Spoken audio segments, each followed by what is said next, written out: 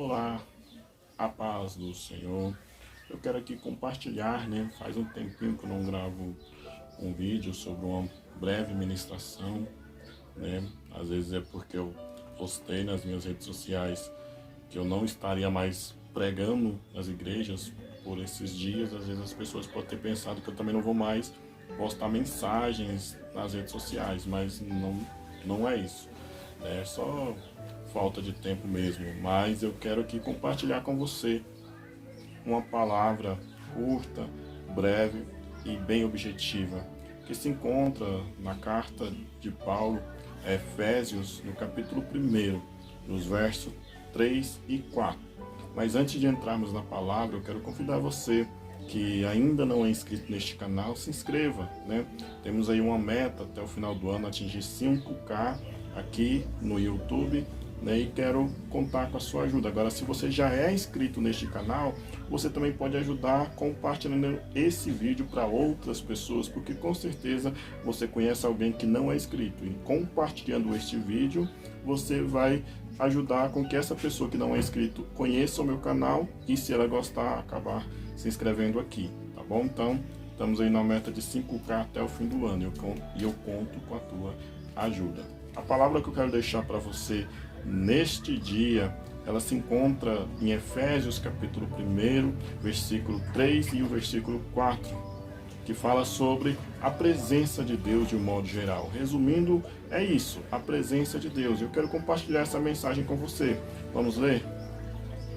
Diz assim a palavra do Senhor: Bendito seja o Deus e Pai de nosso Senhor Jesus Cristo, o qual nos abençoou com todas as bênçãos espirituais nos lugares celestiais em Cristo, como também nos elegeu nele antes da fundação do mundo, para que fôssemos santos e irrepreensíveis diante dele em caridade, ou em outras traduções, em amor.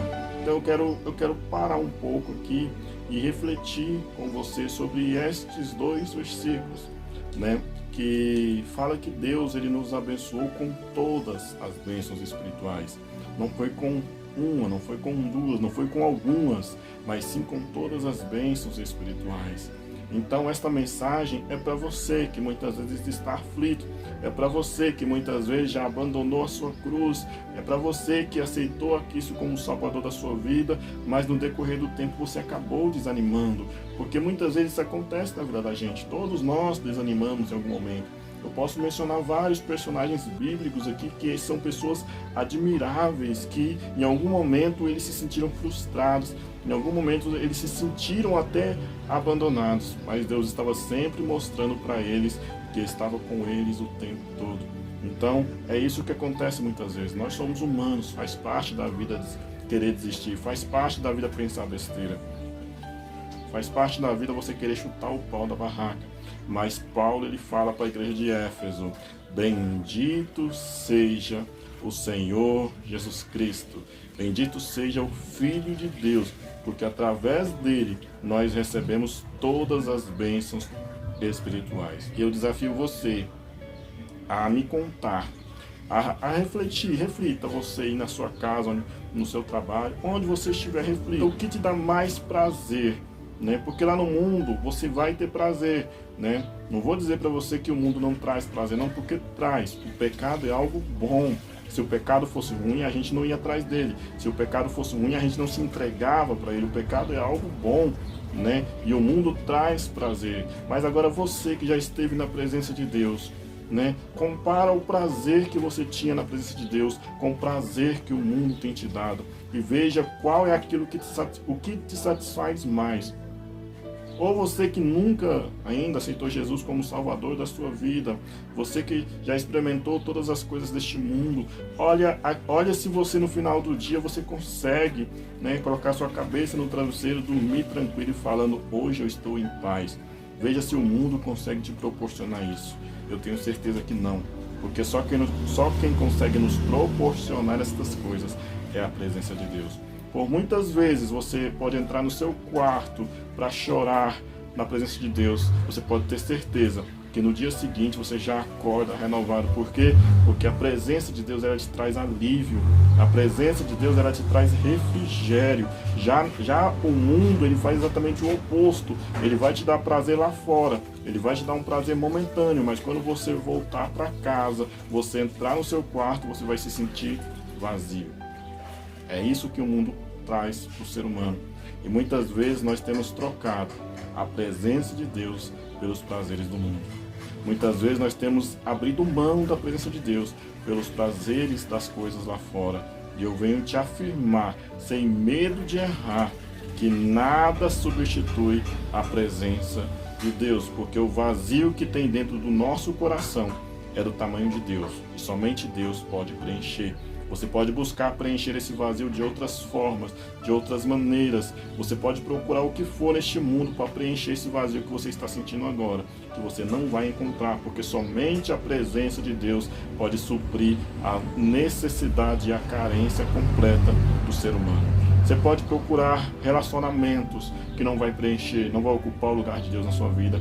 Você pode procurar dinheiro que não vai ocupar o lugar de Deus na sua vida. Você pode procurar cachaças, vícios e outras coisas mais, que nada vai fazer você se sentir completo, porque só o que nos completa é a presença de Deus. A frase que nós lemos aqui, ao qual nos abençoou com todas as bênçãos espirituais em Cristo, significa que através de Cristo, recebemos todos os benefícios de conhecer a Deus. Cristo, ele abriu essa porta que até então ela não era aberta. Porque a Bíblia nos fala que o pecado nos afastou de Deus, o pecado nos condenou, e Cristo, ele veio para nos trazer de volta a presença de Deus, abrindo não só a porta do céu, mas também a porta da eternidade com Deus para a minha vida e para a sua vida. Porque por mais difícil que seja a nossa vida aqui na terra, você pode ter certeza que nada se compara com a eternidade. E existe uma eternidade tanto no céu quanto no inferno, que é uma palavra que muitas pessoas temem, mas que também precisa ser dita. Existe uma eternidade após esta vida. E a pergunta que não quer calar é: será que eu e você estamos pensando além desta vida, ou estamos nos preocupando apenas com esta vida? Não existe nada melhor do que ser abençoado por Deus. E ser abençoado por Deus não é ter casa boa, não é ter carro na garagem, não é ter a geladeira cheia, mas sim ter a presença de Deus. Elias era um dos homens mais abençoados por Deus que existiu no Antigo Testamento. E, no entanto, ele não tinha nem casa para morar, mas você via a presença de Deus na vida dele o tempo todo. Davi era um dos homens mais abençoados por Deus do Antigo Testamento, tanto que a própria Bíblia chama ele de homem segundo o coração de Deus. O próprio Deus o define dessa forma. Mas você não vê Davi só em momentos alegres, você não vê Davi só comemorando, você também vê Davi sofrendo, você vê Davi passando por várias tribulações e várias dificuldades. Inclusive você vê Davi também se afastando da presença de Deus, mas você pode ver na vida de Davi a presença de Deus. Então, a presença de Deus não significa ausência de dificuldade ou de tribulação. A presença de Deus significa que Ele vai nos fortalecer para vencermos essa dificuldade e vencermos essas tribulações. Por quê?